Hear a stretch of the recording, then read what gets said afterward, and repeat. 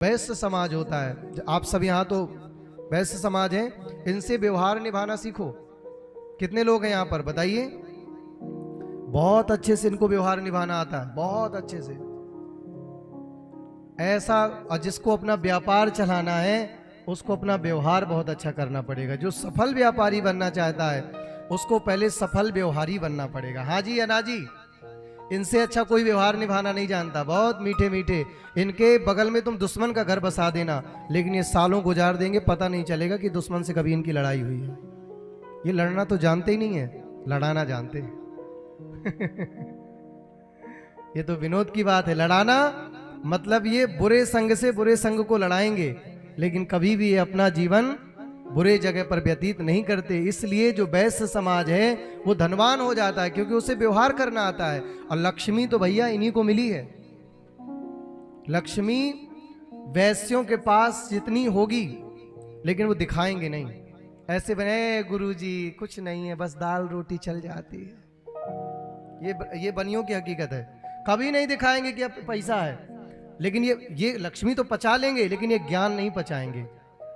ये ज्ञान नहीं पचाते। ब्राह्मणों पे तो धन से खैर सभी आप लोगों का ही है, लेकिन अगर बनिया विद्वान हो जाए तो पचा नहीं पाएगा। जहां बैठेगा वहीं चर्चा करेगा।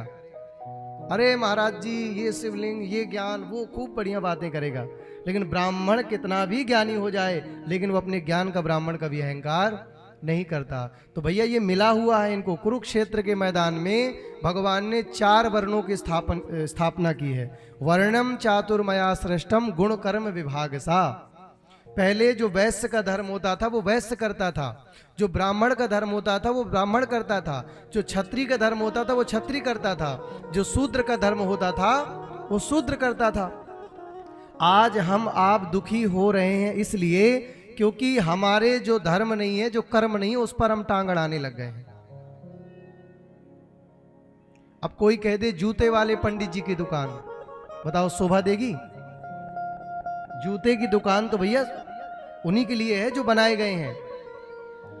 क्षत्रियों को तो भैया अलग काम दिया गया, वैश्यों को तो भैया व्यापार का काम दिया गया, ब्राह्मणों को तो भैया शास्त्र अध्ययन करना, शास्त्रों को सुनाना, दान लेना और दान देना, ये ब्राह्मणों का अधिकार है।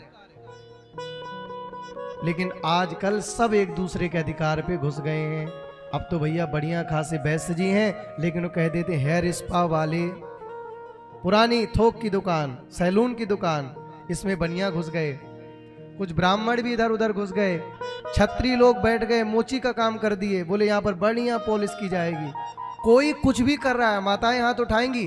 पहले के समय पर जो जिसका धर्म कर्म था वही व्यक्ति करता था। माता जी हाँ जी या ना जी?